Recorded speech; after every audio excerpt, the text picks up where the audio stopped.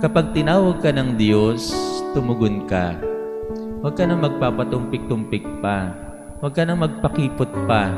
Kapag nararamdaman mo na ikaw ay tinatawag ng Diyos na gawin ng isang mabuting bagay, na gawin ng isang bagay na banal at makakabuti sa iyong kapwa, pagdasalan mo at saka mo gawin.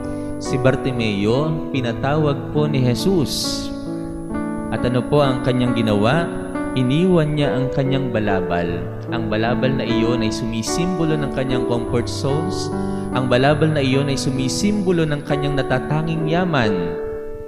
Ito ay kanyang iniwan at paluksong tumayo at lumapit kay Jesus. Ang paglukso na iyon ni Bartimeo ay sumisimbolo, isang gesture o isang paggalaw na masayang pagtugon nung nalaman niya na siya ay tinatawag